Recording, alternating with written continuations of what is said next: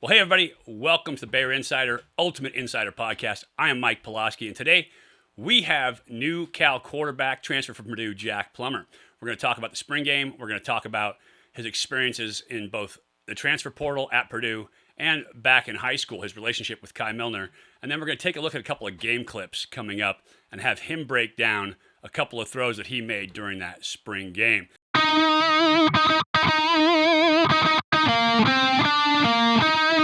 Transferring into a new system, learning a new offense, getting to know a new coaching staff and new teammates can be very difficult. But rather than just take my word for it, let's hear from Cal's newest transfer quarterback.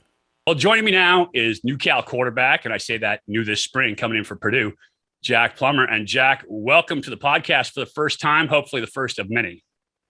Thanks for having me. Excited to get chatting. Yeah. Well, so talk to me about this.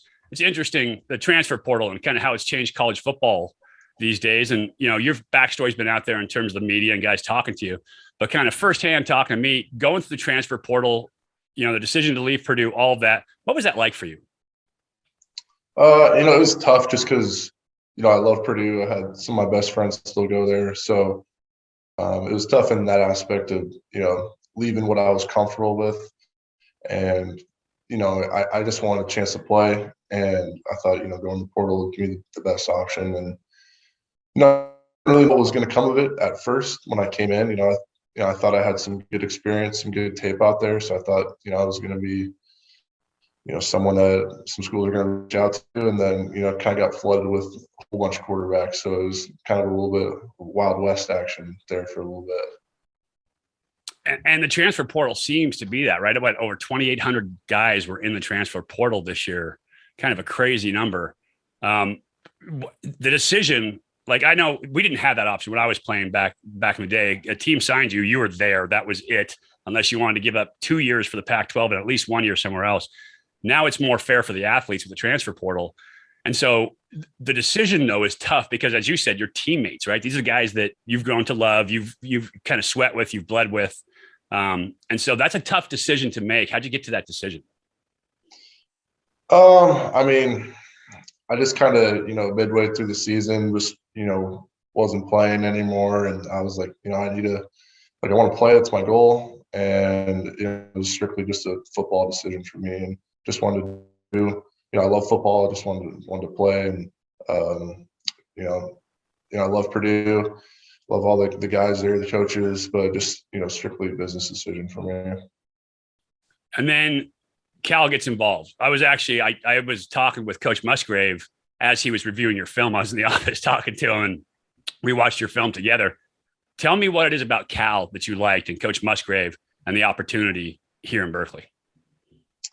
I would say just with Coach Musgrave, with his NFL experience, being able to learn from him, and then as well as to just compete at a high level. And, I feel like the Pac-12 is, it's a good conference, and I feel like it's very competitive, from top to bottom. Anyone can beat anyone any given week. And, just the opportunity to come in, step in and play right away. And, yeah, I think the offense kind of fits my style a little bit, a little bit more pro style. I'm not a huge runner, although I can run a little bit, but, it's not kind of what I identify as. I want to throw the ball. And, the ability to have a little bit of a run game too takes some weight off my shoulders and opens up, all that play action and drop back stuff. Without a doubt, the run action or run game and play action pass is a quarterback's best friend, right? So if you can run the ball effectively, you can also have really big numbers throwing the ball too. Tell me the difference between the offense coming out of Purdue and then coming into Cal. Like, how much difference in terms of verbiage, in terms of execution, in terms of coaching are you getting? So there's a tiny bit of crossover in the verbiage, but for the most part, a little bit different. Some of the concepts are similar. And, at Purdue, we tried to have, every single play of football known to mankind in the playbook. So I was well-versed in learning football, and I'm very grateful for that. That's one of my favorite parts about football is just the strategy, the X's and O's behind it. So, I learned a ton of football there. But here at Cal with Coach Musgrave, something that we preach is, we're going to get a lot of reps at each play that we run. So we're going to get good at the stuff that we have. So a little bit different philosophy there where, maybe not trying to call the perfect play and have, a whole bunch of plays, but we have our plays and we're going to get good at running our plays. Yeah, going to execute what you have, right? And Coach Musgrave always calls it turns. Going to get our turns yeah, at it, he right? calls it turns, yeah. Yes. And so in high school, tell me, you ran a passing offense. Tell me about your offense and kind of what your thought process was and what the coaching was. So in offense, played under the legend, Coach Z, Coach Zellner. Great guy, great man. And, I really owe a lot of my success to him just because he was a big advocate for me. And I think he kind of noticed that, hey, this guy can, throw the ball around for a high school kid. So he was out there just calling pass plays, and, we had some good stuff in. And he was just kind of letting me, out there doing my own thing. And we would kind of, workshop after practice and stuff about, what we like. And so it was a good experience for me. And he gave me a lot of freedom to, if I wanted to change a play, I could change a play. I feel like it's not very common for a high school kid. But, yeah, we were just out there and he's like, hey, we can throw it. I'm like, we're going to throw it. So I got a lot of, we'll call it turns at throwing the ball in high school, which I think helped me going into college. And so now that you've run 2 college offensive systems, how detailed was your high school system compared to the college systems? It's not as much. Like, you had to get you don't have as much time as you do in college with meetings and all that stuff. And then you're also working with kids who, aren't as smart, aren't as developed. So the playbook was not as in depth. And it was, maybe I could learn more stuff, but then you got to think about the other guys in the team. What can they learn? So, we were out there running plays, but I don't know how detailed it was. Well, it's funny because I went back and coached high school a little bit, and I thought, wow, the big difference between that and I played 11 years pro afterwards is you actually have to practice defense too. So like you don't have 2 separate groups where you could just do your stuff all day long and then come together for one team session. You've got to run defense during periods that you'd normally use for offense. No doubt. So in high school, my little brother played quarterback too at my high school, but he didn't. When I was there, he didn't get a single rep during practice, scout team, nothing. So because he was playing offense, defense too. So I took every single rep, and so I had to do all the scout team, and I think that kind of helped me too. Just looking at the scout cards and trying to put it in our terminology, just kind of expanded my football IQ a little bit. Yeah, you talked about your brother. Both you guys, D1, Power 5 college quarterbacks. What kind of household was that growing up that you guys were both that good enough to play at that level? It was competitive, and he always kind of wanted to do whatever I was doing. So he was always kind of right there trying to do everything, trying to copy me with what shoes I wore, all that kind of stuff. And so we would always compete against each other. As, hey, you want to go throw outside, and then we'd play some ping pong that would end in some fights, and video games would end in someone yelling at someone else quitting, but it was competitive, and I think we pushed each other. And then it was good to just have someone where, hey, I want to go throw the football around, I can just go out in the backyard and throw the football. Some people don't have that luxury. Yeah, that's huge. And if you have 2 quarterbacks together, especially high level quarterbacks, you're always going to have competition. So I tell the story. I used to host and produce an outdoor TV show, and I brought Jared Goff on the show. And Jared comes out there, and he'd never fired a gun before. We get him shooting a little bit. He shoots like 3 shots. He looks at me. He's like, let's go. Let's compete. What's the game? Like he wanted to compete immediately. And so if you're a high level quarterback, you got to compete. No doubt. Yeah. And so, I think the biggest for us was ping pong. We used to sit there for like 3 hours at a time, ping pong, just trying to, who's going to win more games and all that kind of stuff. Who's going to develop a better serve and stuff like that. So it was good just to have the competitive drive there. Absolutely awesome. So you get to Berkeley, you've got all this kind of background behind you, and now kind of you're mixing into your new team, your teammates. Talk about meeting those guys, what that was like, how it works out for you. And I tell people Purdue's a pretty high level school too. I've played with guys from Purdue, but Cal's a pretty high level school in terms of intelligence. And so when you get there, you got some dudes, like some really deep guys that you talk to, and it's a pretty cool place to be a football player. Yeah, no, I think they did a good job. When I committed, they, had sent my phone number out to some of the guys, so they reached out to me, which was a cool thing for them to do. And I think that just goes to show the culture at Cal. And yeah, so I had some guys' phone numbers, talking to them a little bit, before I got there, and then everyone was super nice. Like first weekend I was there, they're like, "Hey, we're throwing out on the field if you want to come by." I was like, "Well, I don't have my cleats yet because I haven't been issued any gear." They're like, "Oh, we'll get you some cleats, don't worry." So just kind of cool, and then learning all the guys, and the quarterbacks are kind of easy. There's only like 5 other quarterbacks. I already knew Kai, so not a lot of names there, and then just being able to ask those guys like, "Hey, maybe what's this guy's name again?" And then just building the relationships throughout spring. And that's an interesting backstory too. Your relationship with Kai. Talk about that. Yeah, so me and Kai have the same quarterback coach, and obviously grew up in the same city. I don't know. I think he's a Gilbert guy still, but high school's 5 miles apart. So he's a little bit younger than me, but he'd always be out there. They're training with us, and yeah, I've known him for probably close to 8 years, just from out throwing at the park, seeing him every weekend. And so Arizona's become, by the way, quite the hotbed of young quarterbacks now. It didn't used to be that way, but the last decade, Arizona's become a really good place to go find high school quarterbacks. Why do you think that is? I think part of it is, you can train all year round. You can throw the football 365 days of the year. There's not much rain. It's never cold, and a lot of open spaces for parks. And I think as well as just there's a lot of quarterback trainers down here, and I think my guy, obviously I trust him. I think there's other guys that do a good job too out here training quarterbacks. So just that kind of thing where I think maybe we got on it a little bit earlier than other parts in the country, as far as just having like a personalized quarterback coach per se. So just developing the guys that way, and then like we were talking about earlier with the competition. So you get all these guys coming to the same spot, and then now they're around other quarterbacks that are good, and so making each other better.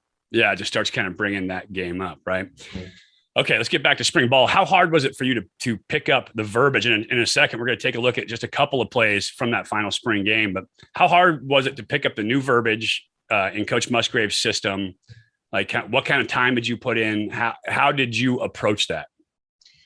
Yeah, so spring ball didn't start till April, so I had quite a bit of time to study the playbook, and I'm one of those guys where like I got to know anything and everything about it, or else I'm going to be upset with myself, and I'm not going to feel comfortable playing. So I would just after class every day, at night, just open up the playbook, and something that I found successful for myself at Purdue learning the playbook was just having a notebook and just literally just copying the plays down with pen and paper. So just writing all of the past concepts out. I'm drawing them. And then from there, once I have drawn them all out, okay, my mind has clicked, drawn these out, and now I'm going to go through and study it, kind of like you study for a test, just trying to go and memorize everything. So I'd spend probably about an hour every day for like a month and a half, 2 months, and then I think I got it down. And so once a play is called, you kind of have to have that plan, right? So, hey, first you learn the X's and O's. This, the wide receiver is running a curl. This wide receiver is running whatever it is. And then depending on coverage, depending on rotation, depending on what you get, now what's my plan and how does it adjust? So I coach a lot of young quarterbacks locally here, and I talk to them about how you go about learning the playbook, exactly the way you talked about it, drawing it up and then going through and refining everything that you've drawn up like you're studying for a test is a great way to go about it, along with note cards too. So good on you that you were good enough with the offense come spring ball to get ready to go. What was your experience in spring ball kind of as you got in there, stepped in the huddle for the first time, got a lot of the first team reps? After the first day for me, it was just kind of playing football. I just wanted to kind of go out there and show the guys like, hey, I came here and like, I can play, like I can throw the ball. I'm going to get it to you guys. And, take command of the offense. And it was a little bit of kind of learning on the fly in a way where, I knew all the plays, but, I hadn't actually taken any reps at them. So it was having to go through and, maybe I would get to a check down or, throw it somewhere where I wasn't supposed to the first time I run it. But, Coach Musgrave was like, listen, like that's your first time ever running that play. Like we're not expecting you to have it mastered the first time you run it. So just be able to get, a bunch of turns at it throughout the spring. I think I progressed, from practice 1 to practice 15. Yeah. And like Coach Musgrave said, get your turns right. So key, getting the reps, seeing it all happen, seeing it with different coverages, and then having that plan based on what you see that just takes you through your progression 1 to 4 or whatever it is huge. Let's take a look at some film from the spring game. I got one clip that I think you could improve on and one clip that I thought was really good. So let me pull that up here. So let's play in the spring game. It's like play 2 or 3, and play action being a huge part of the Cal offense under Coach Musgrave. He calls it naked, right? Every team in the history of West Coast style of system runs the naked.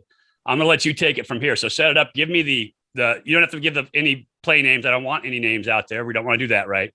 But talk to me about what we're going to see in terms of receivers and routes, motion, formation, all of that. Yeah, so we're just in a standard 2x2, 2 tight end set right here. Looks like the defense is in base people. So they don't have a nickel in. They got four linebackers, 3 defensive linemen. So good for passing the ball. And so we're gonna like you said, naked. Everyone runs naked. So basically, you're just faking one way, and then you're basically sending every single guy to one side of the field as you roll out. So usually you got a guy low, a guy in the middle, and then a guy kind of deeper. And, right. So a 3-level vertical flood, essentially, in terms of your naked coming over. Your front side receiver is going to run the comeback. In this case, oftentimes you get comebacks, you get corners, you can run a go route.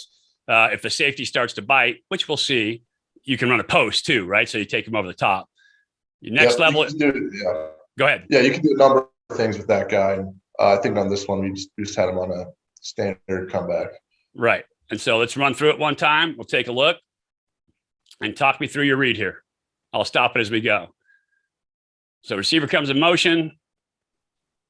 You give your fake on the zone. And now what are you thinking coming out? So since we have this this little motion with the wide receiver, on this particular one, we were trying to look low first to get it to him to see if he could just outflank the defense. And right. So this is the receiver coming across right here that you're seeing behind the line of scrimmage into the flat, right? Yep. Okay. What's your next thing? After that, you want to get to this over route, which is what I try to throw right here. And just I saw the safety kind of driving his leverage a little bit. So, I try to throw it on his back hip just to protect him. And, not obviously we're not trying to throw it to the wrong team. So, I try to throw it on his back hip, but, got away from me a little bit. But, if I was to do this play again, we got another guy down here in the flat right there in front of me, number 87, Big Jermaine Terry. Probably should have just dumped it off to him. Sneak route, right? And that's exactly what I was going to get to as a coach. If I'm coaching this, right, the next time I call this, I'm putting that front side receiver on a post because that safety's getting really nosy on the over route. So that's the first thing. But B, I'm checking downfield as a quarterback. Okay, my flat's covered. That's your first read. First read it for everybody on naked right there. Flat's covered. Okay, I'm staying inside with my eyes because I don't want to jump back outside and try to come inside. So now, if I don't love that, I've got 2 safeties up high on that over route. Just take the easy throw and check down to that sneak route on the backside, Jermaine Terry, right, coming out. Mm-hmm. So if as a quarterback, like, again, this is the first time you're running a lot of this system with this verbiage, but kind of getting through that. And the second play of spring ball, nerves are up a little bit, right? I imagine that you've got a little bit of nerves and you want to throw that big throw, right? No, I mean, I was pretty settled in at this point, I think. We did a little 7-on-7 before. So, but that's, one thing, after we watched the film, the next day with Coach Musgrave, he was like, we probably could have given you a couple more turns at, naked this spring, but, there was actually another play previously in one of the practices where I could have hit this same guy. So he said, maybe that's something we got to work on is, you getting all the way through to get down to that second guy in the flat that's right there in front of you.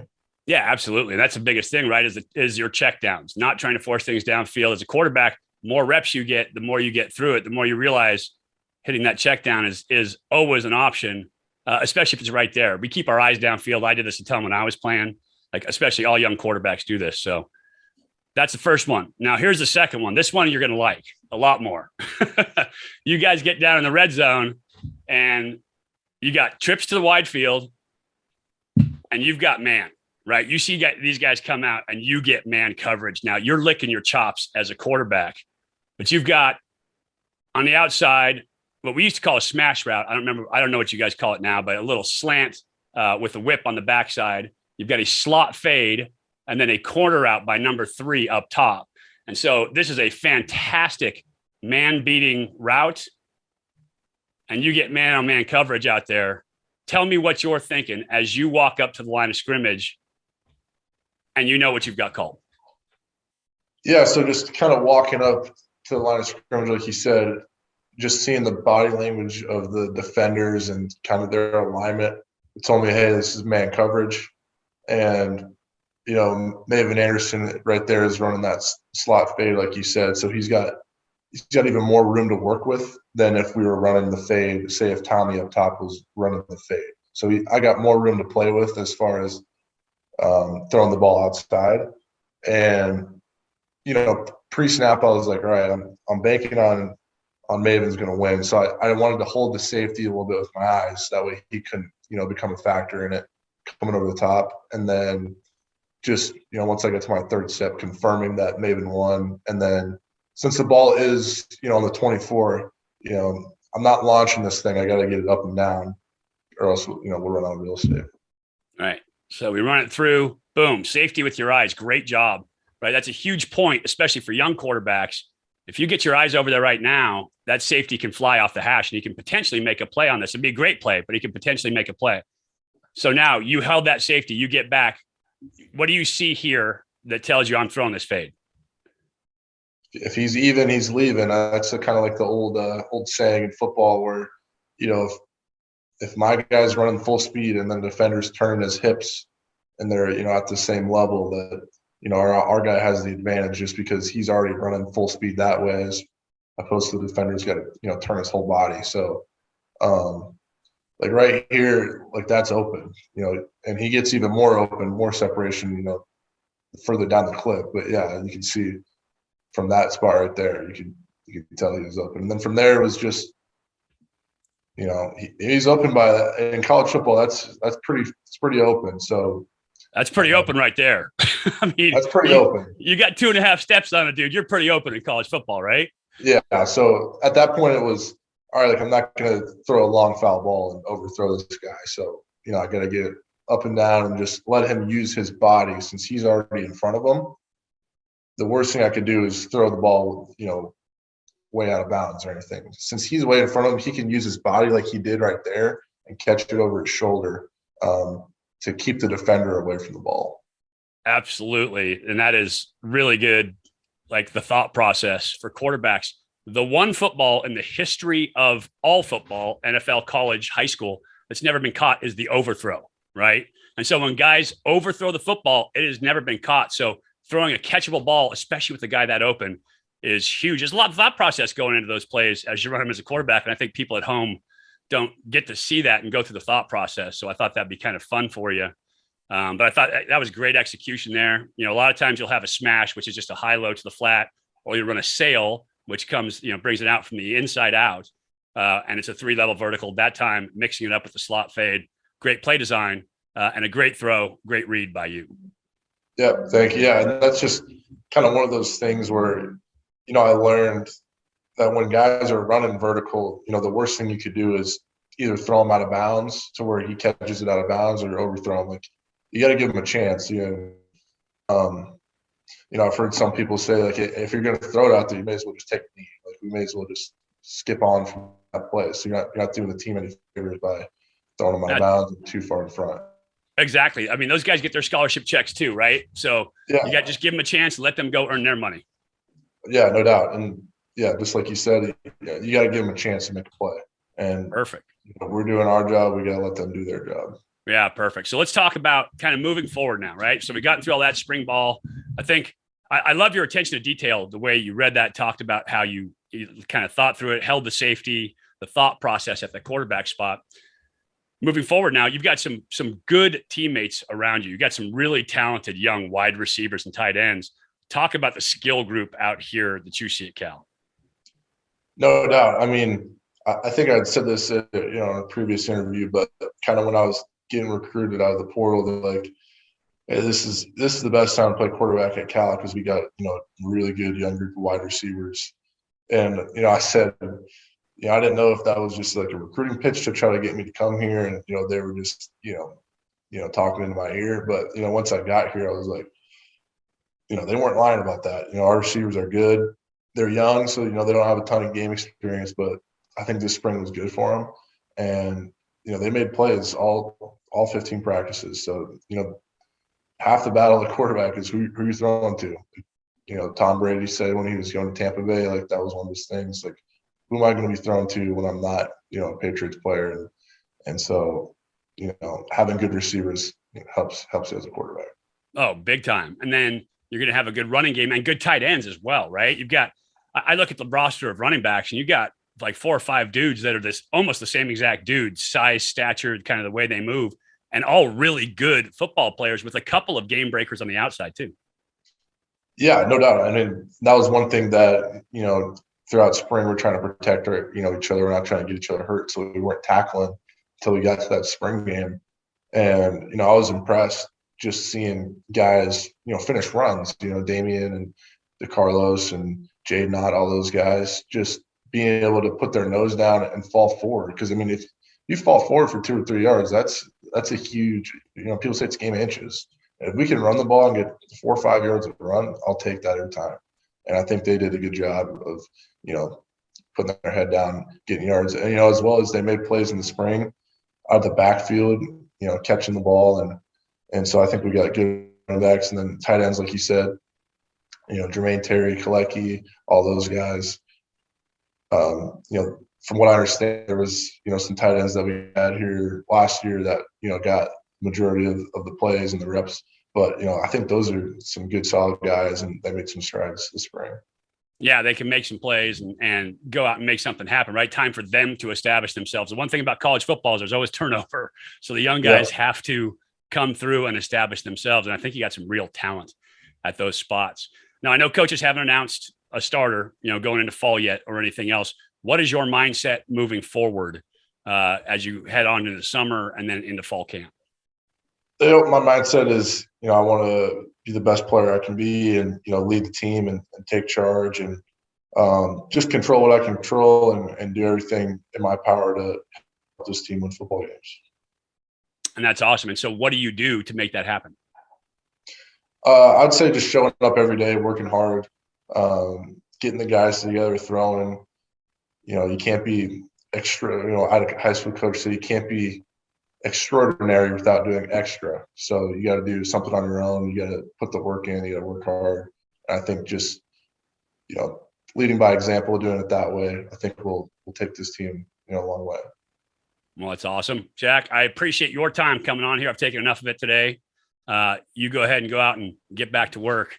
I'm looking forward to seeing you during the summer and over the fall as we get ready for fall football for Cal this year. No doubt. Yep. Thanks for having me. It was a great time. Absolutely. So Jack Plummer, I like his insights. I like the way he thinks about the game. And I love the way he broke down film and analyzes his own performance. It's a good thing to have as a former starter in the Big Ten, a former college football player, and a guy with some experience under his belt. That's going to be helpful for him coming up. I appreciate you guys watching. We will have Kai Milner coming up next on the next episode of Ultimate Insider. But for now, I'm Mike Pulaski. I appreciate you watching, and go Bears.